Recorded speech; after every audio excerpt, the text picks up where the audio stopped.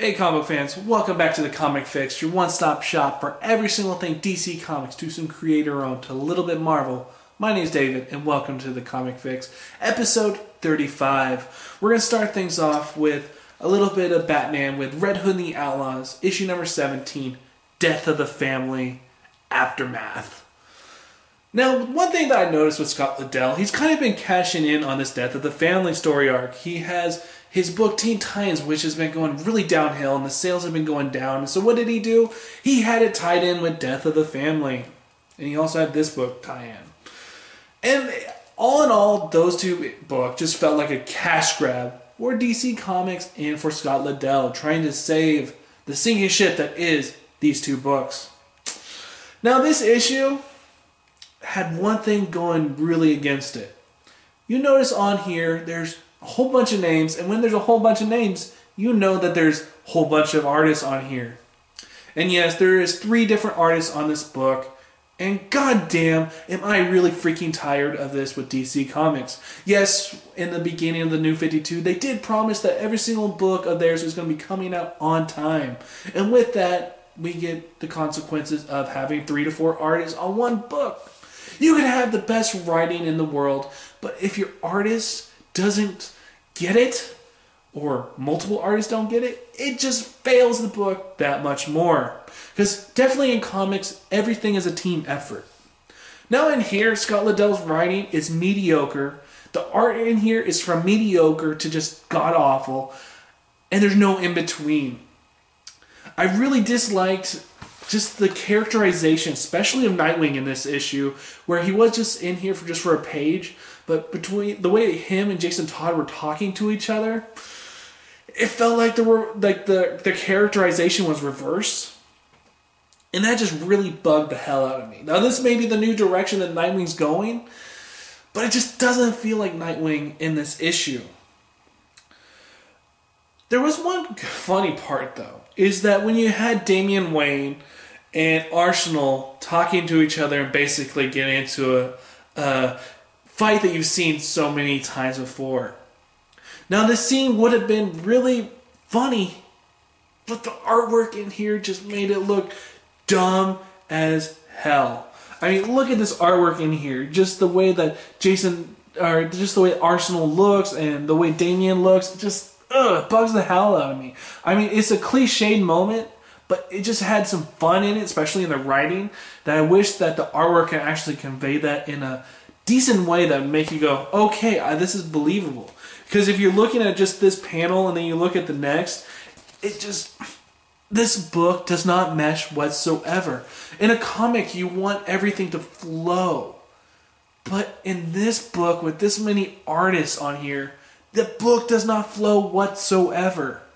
You do get another cash grab at the end that just made me go, God, can't Scott Lobdell just be off this series and let James Tynion IV come on? Because this book is just mediocre and I want something better. Because we did see some really awesome stories in Scott Lobdell when he had this whole Starfire story arc with them in outer space that was just awesome. And it just felt like Scott Lobdell has stories to tell. But since they came back to planet Earth, it just has been bogged down by mediocre writing, mediocre artwork, and I'm ready for a change. I am ready for a change. So Red Hood and the Outlaws, issue number 17, gets a thumbs down. I want something better from DC Comics, and you know I am a DC guy all the way through, and I'm willing to tell you when something's bad, and this series right now is just bad. So thumbs down for Red Hood and the Outlaws, issue number 17. Next up we got Justice League, issue number 17. The conclusion of Throne of Atlantis. This is the way that I think comics should do their events. Short and to the point.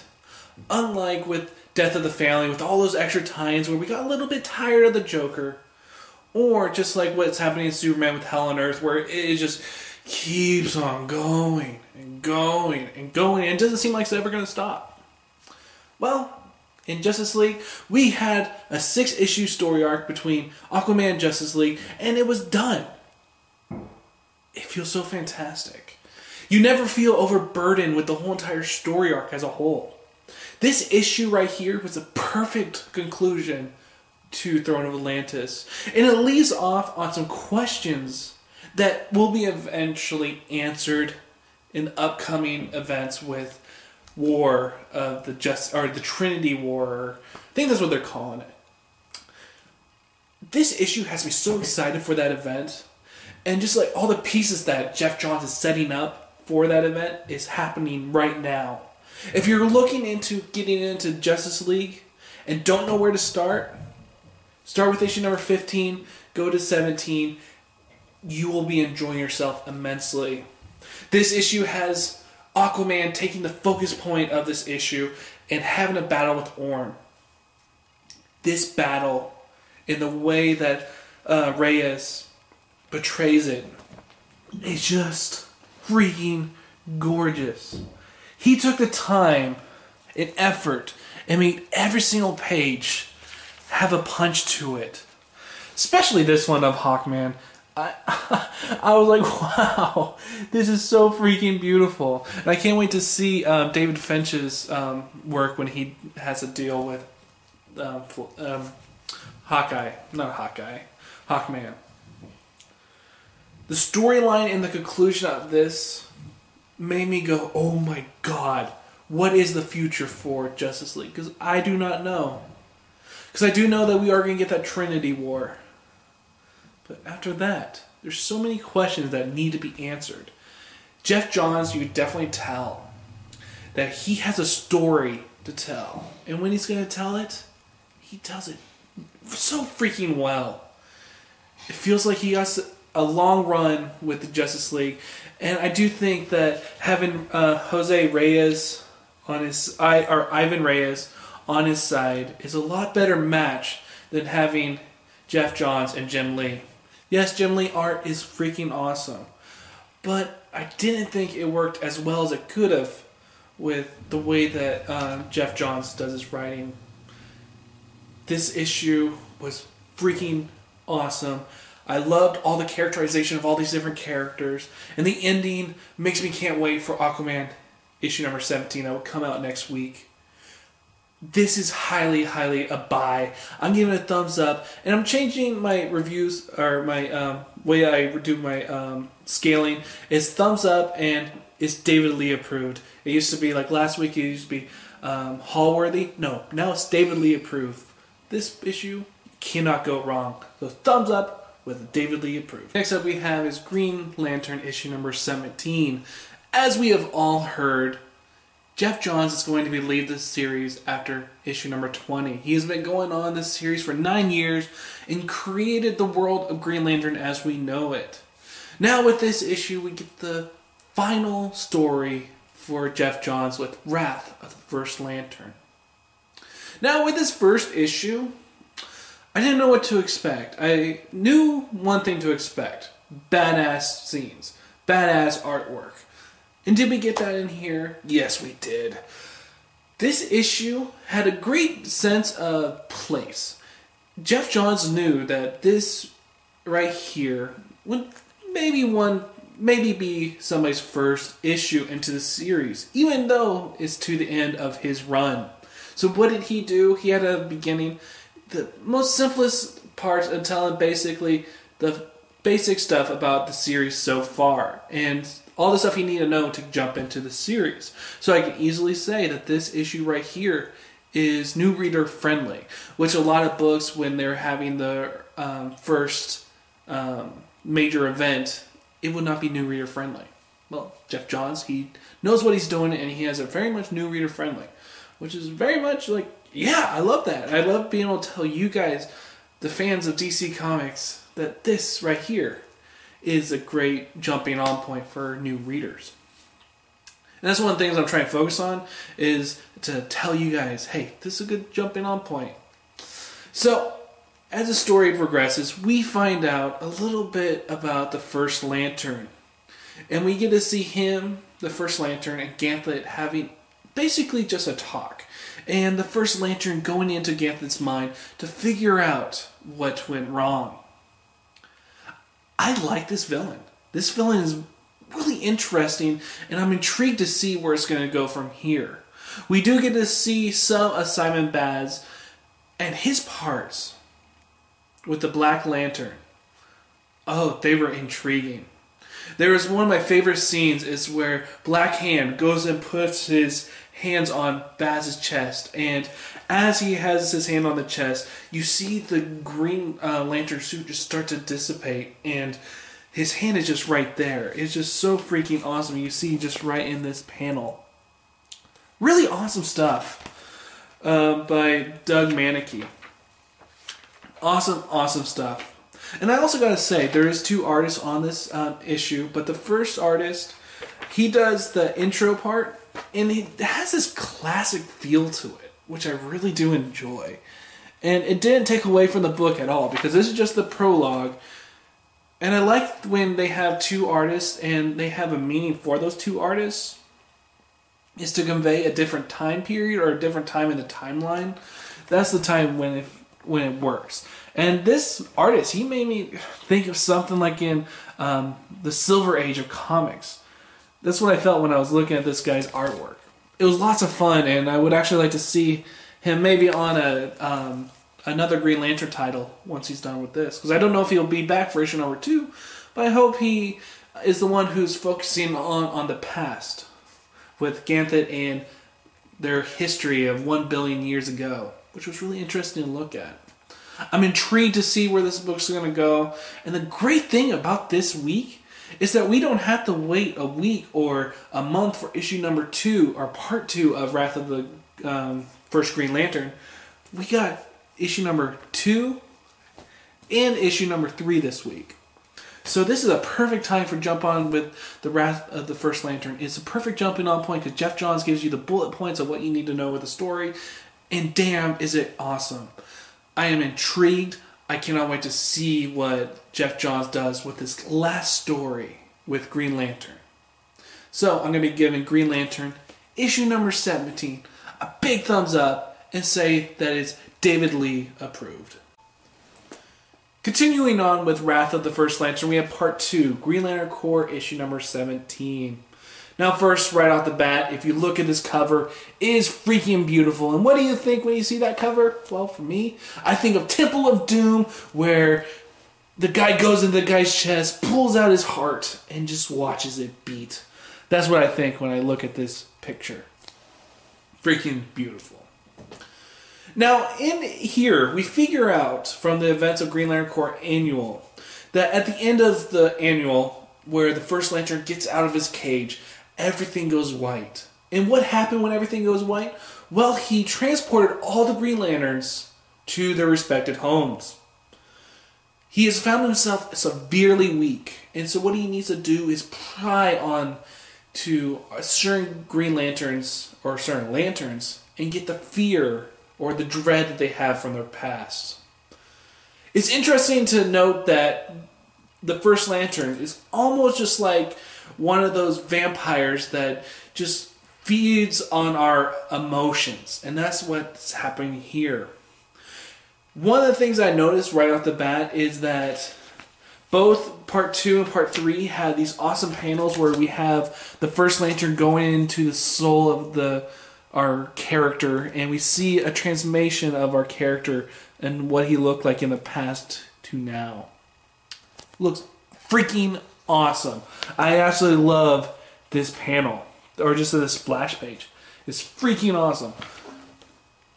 And so in here, when the First Lantern goes into the soul of our character, he goes and looks at their past, and he takes them back to that event, and he shows what really happened, and then he changes things up. We see Guy Gardner as a little kid, and at the beginning, where he is the middle child. The middle child is the one that doesn't get the most love in a family. Well, in this case, he didn't. And then there was an event. They were basically playing hockey. The ice breaks, and the oldest brother saves Guy Gardner and his sister. Well, the First Lantern sees this and says, we'll switch things up. We know that you don't want to or you hated the idea of being the middle child and not getting your parents' love. So let's just say that instead of you being in the ice, let's say your older brother and your sister were, and you tried to save them, but you could not, and you decided not to. And when Guy Gardner sees this, he's feeling it like it's really happened. And it's so awesome to see the way that the depiction of it in the artwork. You really do feel the pain that's going through this little kid as he's trying to save his brother and sister. But then the first lantern goes and changes things up. It's just freaking awesome. I didn't really expect this going in, that this is what the start of the first lantern would be. Is that when he's going to try to recharge himself, he's going into the fear of people, the dread, all the bad stuff that's happened. And it makes you wonder, why, oh why, is this lantern doing this? And what is his end game? Because it feels like to me that there could be a way for DC Comics to go back into their old universe through this guy. Because it seems like he has the power to change history. And maybe, just maybe, I know this is a long shot. This is something I don't want, but I know a lot of people do. Maybe, just maybe, this is the way that we get our old DCU back. This is just me just going rambling on and just thinking about what I'm seeing. And what I'm seeing here is a character that can go and change history. Now that would be so interesting to see if he would actually do that. And to see if Jeff Johns has the balls to do that. It'd be at the end of his run. It'd be like, bam! Here's the old DCU. But I know that won't happen. Because I don't want it to happen. But it may, just maybe, it may happen. So Green Lantern Corps, issue number 17. Bottom line, I really like the artwork. I really like the direction. And I'm interested to see where this is going to go. This definitely has some heartbreaking moments. And you really feel for Guy Gardner. So in the end, Green Lantern Corps, issue number 17, will be getting a thumbs up. And maybe, just maybe, next issue will be a thumbs up with David Lee approved. So I think this one, look out for it. It's getting a lot better. And also, Joshua Hale Falkov is going to be coming onto this book with issue number 20, which I can't wait for that.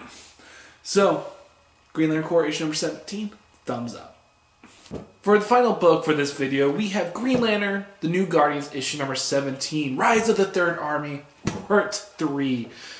Now, one thing I like that DC Comics did this week is that they put 3 issues of Rise of the Third Army in one freaking week. Now, the bad that could come out of that is that with each and every single issue, you kind of see a little bit of repetitiveness in the story, and that's what you see here. We had the same type of setting that we had in Green Lantern Corps issue number 17, where we had the First Lantern going to now Kyle Rayner and looking at his past and changing things up to feed off of his fears, his emotions, so the First Lantern can charge himself up so he can do whatever the evil things he's going to do. But the interesting thing about this issue is how the plotting goes. Everything flows so well in this issue that you're just going with the story. You're not thinking about the last issue with what happened to Guy. This issue and the way that the plotting is, it works so freaking well. And to see how different Kyle Rayner is from Guy Gardner is amazing to see. Because the one thing that we do know is from his origins is that he was the one who gave the ring and said, "You are our chosen one. You are our last Green Lantern." And we see that sticking with him in the New 52. And also we do get that great splash page with Kyle Rayner going through, where is that page? This one right here. This right here is freaking beautiful. I absolutely love this. You see him from a child to all the way to getting an adult and to now. It is freaking awesome. This panel right here I thought worked so much better than that in Green Lantern Corps. It was interesting to see that the artist that they got on this book, it almost felt like the artist that they have on Batman Inc. I cannot remember his name off the top of my head right now, but the artist just has that look to him. Just the way that the inking is and the way that the eyes and everything just screams from that from the artist of Batman Inc. Some great stuff. I just love that style of artwork. I absolutely love the way that the panels go. Everything just flows in this issue. The thing I really loved, I'm saying I love this issue quite a bit, is how Kyle Rayner, you've seen him going through the history of him with the First Lantern. And the First Lantern basically tells Kyle, I don't have time. I have to go to the next person. So let's just get right to the good parts. And so we see the history of Kyle. And one of the most infamous things about Kyle is the point where his girlfriend got cut up and got put into a fridge. And that's where we got the saying fridging. If you haven't heard about that saying, well, the thing about fridging is whenever a female character is introduced in comics, movies, TV shows, whatever, and they just get killed off right away, and that their only point of being there was to die and to have our main character move on from that event and try to push forward. And so we get that in here, and we see the First Lantern changing things up and having Kyle Rayner's girlfriend not get fridged but be alive, and seeing what little things changed because of that. And then we see a little bit more of Kyle's past and see how powerful Kyle actually is. And even the First Lantern looks at Kyle and says, you are so different from all the other ones. It's so freaking awesome. And it's easily to say, Kyle Rayner's always been my favorite Green Lantern. You know, he's been my all-time favorite. So just to see the way that Tony Bedard just does Kyle Rayner is freaking awesome. I absolutely love this issue. Probably my favorite Green Lantern New Guardians issue to date. Yeah, this book was that good. Go pick this book up. This book is getting a thumbs up with a David Lee approved in a big freaking way. As you can hear in my voice, I am so excited about this issue. Just reading this issue and seeing the way Kyle Rayner was portrayed was freaking awesome. And especially the artwork in here. Awesome, awesome, awesome. And I would like to see that this artist stick on after, I think it's Justin Jordan. I believe he's going to be the guy who's going to be coming on to Green Lantern New Guardian at issue 21. I hope that this artist sticks on, because I think he just does a freaking awesome job with the way that he portrays Kyle Rayner. I mean, just look at that. Look at that. So freaking awesome. So Green Lanterns, New Guardians, issue number 17, thumbs up and David Lee approved.